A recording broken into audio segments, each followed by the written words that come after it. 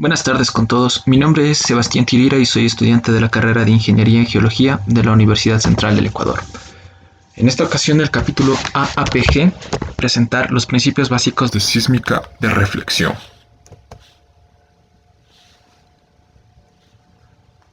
En todo este contenido nosotros vamos a ver un poco de su historia, la introducción, los principios físicos que se utilizan dentro de este método, la adquisición de datos, la reflectividad, el registro de reflectividad, la convolución. Vamos a ver un poco de lo que es la fase, la polaridad y la resolución vertical. Una respuesta sísmica y unas pequeñas conclusiones. Bueno, dentro de la historia nosotros vamos a ver eventos muy importantes que marcaron a este método. Uno de ellos es el primero. En 1678 Robert Hooke enuncia la ley de la elasticidad, donde él propone que todos los cuerpos van a tener una región elástica, una región plástica y una zona de ruptura. Para 1845, Robert Mallet intenta medir la velocidad de las ondas sísmicas con terremotos artificiales. En 1899, Knott desarrolla la teoría de la sísmica de reflexión y refracción. Aquí ocurre algo muy importante. En 1910, Mohorovičić ayuda a identificar las ondas S y P, las cuales se encuentran relacionadas con la base de la litosfera y el manto superior, como podemos ver en este pequeño diagrama. En 1913, Reginald descubre la sísmica de reflexión al intentar descubrir cuerpos de hielo. En 1930, Ludger descubre los domos salinos de East Hackberry en Estados Unidos con esta técnica en una fase exploratoria.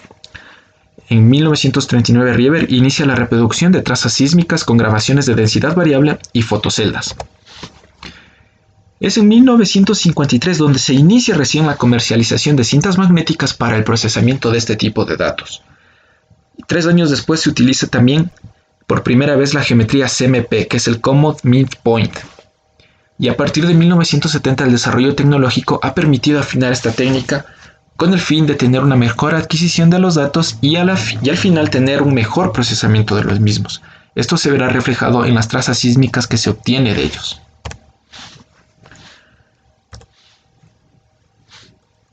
Bueno, pero ¿qué es la sísmica de reflexión? Es una de las técnicas geofísicas más utilizadas e importantes dentro de los métodos sísmicos en la actualidad y corresponde a generar una perturbación rápida y localizada para propagarse en un medio rocoso, que va a originar un frente de onda esférico a partir de impactos, de terremotos e incluso detonaciones. La propagación genera ondas que pueden ser captadas por sensores en movimiento o en este caso los geófonos en diferentes puntos geográficos, generando así un sismograma y una traza sísmica. Para esto se va a utilizar el modelo de convolución donde la traza sísmica va a ser igual a la ondícula base, en este caso la primera onda, por la tierra, es decir, por las lecturas que se vayan registrando en el subsuelo, en el tiempo doble y a su vez la conversión en profundidad. Además de esto es muy importante mencionar que esto nos va a permitir realizar estudios desde fases de exploración e incluso en fases de desarrollo de campo con el fin de obtener secciones sísmicas más detalladas. Dentro de los principios básicos, como mencioné al principio en su historia, vamos a ver la ley de Hooke, donde nos explica que todos los cuerpos, en este caso todos los litológicos, en el subsuelo van a presentar un módulo elástico, los cuales son muy bajos al momento de estar sometidos por periodos de tiempo muy cortos. En esta pequeña tabla nosotros vamos a ver algunos materiales que encontramos dentro de la naturaleza y las principales características, en este caso la densidad, el módulo de Young, la relación de Poisson, la resistencia a la compresión uniaxial y la resistencia a la tensión. Pero después de entender este principio físico es muy importante comprender las ondas, donde las ondas van a tener la siguiente composición, que son las crestas, va a ser un valle, van a tener una amplitud, una longitud de onda, la frecuencia, el periodo y la velocidad con la que se van a propagar en un medio. Pero es muy importante también conocer los tipos de ondas que nosotros podemos tener a partir de los estudios que se han realizado a lo largo de la historia. La primera de las ondas es la onda P y es una onda longitudinal. Su movimiento se encuentra en dirección a la propagación, lo que genera un proceso de compresión y dilatación en los cuerpos. Además, esta onda es la que mayor velocidad tiene y se puede propagar tanto en un medio sólido, líquido y gaseoso. La onda S es una onda de tipo transversal y su desplazamiento va a ser perpendicular a la dirección del movimiento, como podemos notarlo. Y además esta onda va a generar corte en los cuerpos.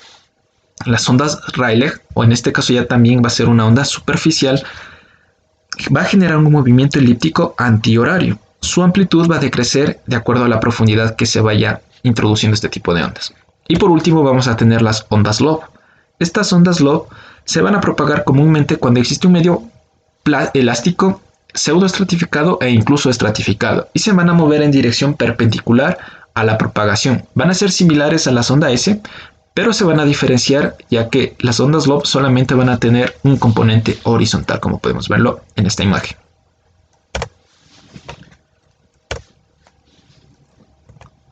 El principio de Higgins va a ser muy importante porque nos va a indicar cómo las ondas se van a transmitir en estos medios. Nosotros vamos a tener un frente de onda inicial y al momento de que ésta comience a propagarse en un medio, llegará a una interfaz o en este caso a un horizonte litológico y va a generar el principio de reflexión, el cual indica que parte de la onda incidente se va a ver reflejada y parte va a ser transmitida. Es decir, que la onda inicial al momento de llegar a este punto se va a transmitir una parte hacia el siguiente horizonte, originando un nuevo frente de onda, y parte se verá reflejada regresando hacia la superficie y siendo registrada por los geófonos. Dentro de la ley de Snell va a ser muy fundamental el cálculo del ángulo de la refracción, ya sea tanto de un haz de luz o en este caso nosotros vamos a estudiar la refracción de una onda, que se verá que se encuentra atravesando una superficie diferente a la original o diferente a la que se empezó a emitir. Nosotros aquí vamos a tener una onda P incidente con un ángulo de incidencia. Al momento de llegar a esta interfaz o al horizonte litológico, parte de la onda se va a ver transmitida, donde la onda S y la onda P van a tener ángulos de transmisión. Y parte de la onda se va a ver reflejada hacia la superficie, donde la onda P y la onda S van a tener también diferentes ángulos de reflexión. Esto se tiene que considerar mucho debido a que tanto la litología de la arenisca como la caliza van a presentar diferentes densidades, velocidades iniciales y después velocidades de transmisión. Es por ello que también la difracción de las ondas es muy importante, donde en el primer medio que se empiezan a transmitir las ondas va a tener una similitud a cero homogénea, pero al momento de llegar a la interfaz y tratar de pasarla por la interfaz va a adquirir la forma de la interfaz y se va a transmitir de esta manera. Pero también es muy importante considerar los factores que pueden influir dentro de la detección de estas ondas. En este caso, eliminar los agentes generadores de ruidos cercanos que se pueden encontrar en la superficie y puedan alterar la recolección de los datos sísmicos. Otra cosa es colocar las cargas generadoras de las ondas bajo la capa meteorizada del suelo superficial. Realizar una correcta calibración de los geófonos para que adquieran un mejor registro de los datos sísmicos va a ser muy importante. Además de que estos, para ser procesados, va a ser importante aplicar los filtros. Y la energía de la fuente se verá representada en la amplitud de la onda registrada al inicio. Dentro de la adquisición de datos, la industria petrolera hace un sinfín de metodologías, pero en este caso una que se realiza comúnmente es primero comunicar a las comunidades qué es lo que se va a realizar en el campo, cuándo se lo va a realizar y dónde se lo va a realizar, además de que explican que este tipo de metodologías no es contaminante, por lo cual se realiza la planificación y se proceden a realizar picas ecológicas, y donde de manera horizontal se van realizando pequeñas perforaciones manuales para poder colocar tanto las cargas, como podemos observar aquí, y los geófonos de manera horizontal. Después de realizar la detonación y que los geófonos hayan realizado la adquisición de los datos, se recogen todos los equipos y la indumentaria y se procede a recuperar el espacio físico, tapando los agujeros, incluso rehabilitando las picas ecológicas que se realizaron. Pero también existen otras metodologías un poco más actuales, donde un camión vibrador va a ser la que genere las ondas y los geófonos ya se van a encontrar directamente conectados a un camión grabador, el cual ya tiene toda la tecnología suficiente para realizar la adquisición de los datos casi de una manera instantánea. ¿Qué es lo que se plantea tener? un tipo de sección sísmica de esta manera, donde se identifique de mejor manera los horizontes litológicos y parte de las estructuras que se encuentran en el subsuelo.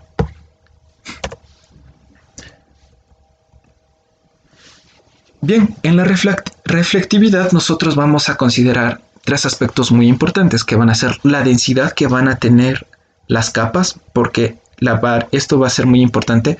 Al momento de chocar con la interfaz se va a registrar un aumento o una reducción, en este caso de la impedancia acústica. El espesor de la capa va a ser importante debido a que en algunas ocasiones no se van a registrar capas de espesores muy pequeños. Tienen que ser capas un poco potentes para poder ser registradas. Y las variaciones de velocidad, mientras más profundo vayan a ser mucho más lentas. En este caso nosotros podemos ver la incidencia de la onda, cómo choca con la interfaz de la lutita. Parte se ve reflejada y se ve recolectada y parte va a pasar. Y en este caso vemos cómo está la reflexión de las ondas. En el registro de reflectividad nos va a indicar las capas litosféricas y que van a permitir identificar una respuesta al impulso con amplitudes proporcionales al coeficiente de reflexión de cada horizonte reflector. Esto quiere decir que el registro de impedancia acústica es igual a la densidad por la velocidad de la onda, la densidad de los cuerpos por la velocidad de la onda, donde aquí podemos ver claramente cómo este cuerpo de arenisca tiene una reducción en el registro de la impedancia acústica a una lutita, pero al momento de pasar al siguiente cuerpo vamos a ver un aumento del registro de impedancia acústica. De la misma manera vamos a ver cómo la lutita reduce el registro de impedancia acústica y lo aumenta nuevamente en la caliza, al igual que ocurre en el cuerpo volcánico.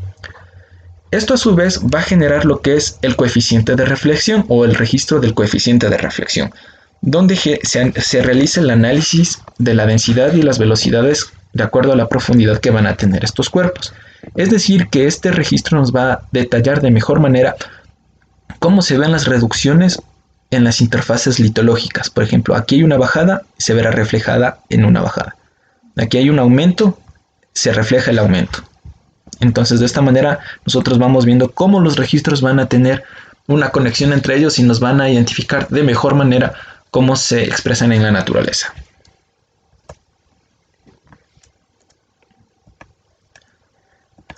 Dentro de la convolución, nosotros al momento de realizar la adquisición sísmica es importante saber que la fuente generadora de ondas enviada hacia el subsuelo converge con los diferentes horizontes que originan la reflectividad en las ondas y van a permitir generar la traza sísmica, al momento de ser registradas y procesadas para iniciar el proceso de convolución, donde matemáticamente la convolución va a corresponder a lo que ya vimos en la parte inicial, a cómo obtener la traza sísmica. Es decir, la ondícula básica y la conversión de doble tiempo hacia profundidad. Por lo cual la convolución es una operación que describe la interacción entre un impulso de las fuentes generadoras de ondas y un sistema que genera un proceso de reflexión. Estas se van a generar, como ya expliqué, de esta manera. Es decir, en este caso el registro de reflectividad del coeficiente de reflectividad nos va a indicar esto. Por ejemplo, coincidentemente en esta parte de aquí va a coincidir la onda, la máxima amplitud de lo que sería un pico y un valle, cuando existe una reducción, y también incluso del registro de impedancia acústica. En esta parte vamos a ver lo que es la fase, la parte de la polaridad, incluso parte de la resolución vertical. Pero, ¿qué es la fase? La fase indica la posición inicial de la forma de la onda y corresponde a una cantidad angular en la que se va a medir en radianes o en grados. En las trazas sísmicas se tienen varios parámetros para interpretar los datos de fase y polaridad. Y además vamos a identificar dos tipos de ondas. En este caso estamos viendo lo que es la onda mínima. La onda mínima no posee la amplitud en el tiempo inicial, o sea, su máxima amplitud en el tiempo inicial. Además de que posee más energía en el tiempo cero, como podemos verlo en esta parte de aquí. Y esto quiere decir que el ciclo más grande no va a ser el principal. Además de esto, en algunas ocasiones la fase mínima tiene su mayor amplitud en el segundo pico o en el segundo bucle cuando se va registrando. La onda en fase cero mantiene la máxima amplitud, como podemos ver en esta parte de aquí, en el pico. Además, o en este caso también podría ser en un valle. Además, tiene un tiempo de inicio donde será literalmente de manera simétrica. Y también se pueden tomar de mejor manera los tiempos de reflexión. Además, es mucho más fácil y más precisa, por lo cual este tipo de fase es la elegida para poder realizar el procesamiento de datos sísmicos. En este caso tenemos parte de lo que es la polaridad, y dentro de la polaridad nosotros vamos a ver que se utiliza para poder visualizar los datos que se obtienen de las secciones sísmicas.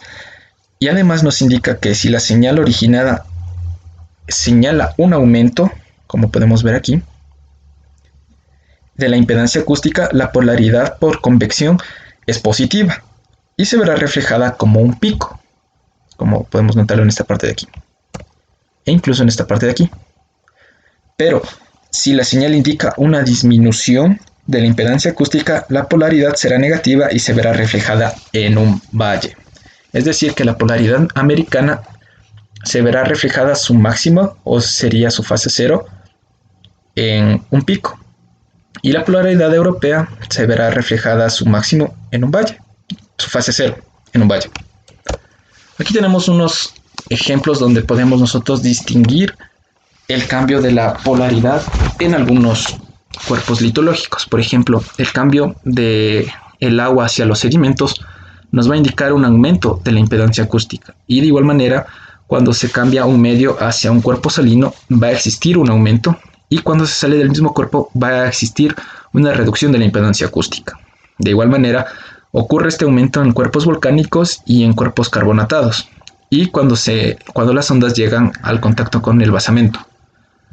Va a existir una reducción de la impedancia acústica cuando se encuentren zonas que tengan contenido de gas, como en este sector. Dentro de la resolución vertical va a ser muy importante, ya que esta tiene la capacidad de detectar las capas delgadas o las capas de poco espesor. Y además esto está asociado a tratar de buscar las capas que puedan ser rocas, que sean consideradas almacén. Normalmente se puede resolver un cuarto de longitud de onda que se ha emitido hacia el subsuelo. Y podemos ver que en este caso la longitud de onda va a ser igual a la velocidad sobre la frecuencia. Y que la resolución vertical va a ser a un cuarto de la velocidad sobre la frecuencia. En este caso nosotros podemos ver que cuando existe un aumento de impedancia acústica, en una alta frecuencia nosotros vamos a poder detectar capas de espesores un poco más pequeños. Pero cuando existe una baja frecuencia, las capas tienen que ser mucho más potentes para poder ser detectadas. La respuesta sísmica. En este método se puede registrar la capa de pocos metros de espesor. En esta imagen nosotros podemos ver un aumento de la impedancia acústica y una disminución de la impedancia acústica. Esto es lo que se registra en el subsuelo. Y con esta imagen lo que trato de explicar es cómo se vería en la superficie, en un afloramiento, la lectura de los datos del subsuelo. Es decir, cuando se encuentra un horizonte de una determinada litología, va a existir una reducción, o cuando hay un horizonte, por ejemplo en este caso se puede distinguir una arenisca, va a existir un aumento, y cuando existe una lutita va a existir una reducción de la impedancia acústica. Después de la adquisición de los datos, se los obtiene de esta manera al principio, donde todavía no se puede distinguir rasgos que sean útiles para poder ser interpretados, por lo cual se tienen que realizar el procesamiento de convolución y aplicar filtros para poder quitar ruidos que sean ajenos a la traza sísmica. De esta manera nosotros vamos a obtener una imagen similar a esta, con el fin de poder identificar horizontes o zonas que nos permitan y sean continuas para poder realizar el picado. Por ejemplo, podemos notar incluso en estas partes pequeñas deformaciones que podrían estar asociadas incluso a estructuras. Y como producto final, tener una traza sísmica la cual permita generar una interpretación breve de lo que se encuentra en el subsuelo, ya sean los horizontes litológicos o incluso estructurales, o en ocasiones realizar evaluaciones evolutivas de la cuenca, como podemos identificar en esta pequeña imagen.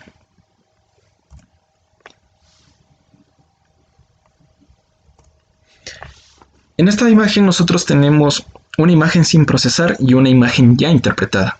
Esta imagen pertenece a la cuenca de Tarija del sur de Bolivia y nos indica que tenemos parte del reconocimiento del basamento. Tenemos la interpretación de acuerdo a las edades geológicas. Aquí tenemos una edad triásica, una cretácica y parte de lo que ya va a ser el Cenozoico, donde nosotros podemos distinguir cómo ha ido evolucionando parte de esta cuenca. Aquí podemos distinguir una posible subsidencia que ha sufrido y aquí es muy claramente la intervención de una falla, en este caso sería la falla Curiche.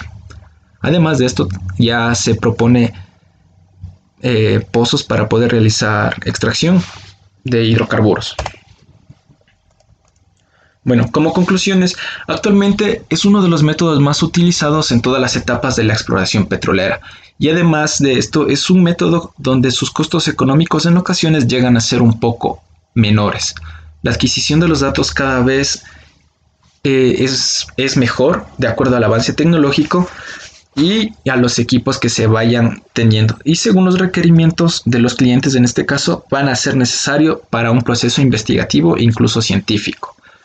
La aplicación de un correcto algoritmo para la conversión de datos va a ser fundamental para tener una mejor forma de interpretar las secciones sísmicas. Y muy importante es que este método es muy aplicativo tanto en offshore como en onshore. Bueno, muchas gracias. Eso ha sido todo por hoy en la presentación de los principios básicos de sísmica de reflexión. Igual sigan atentos a más presentaciones por parte del capítulo AAPG. Muchas gracias.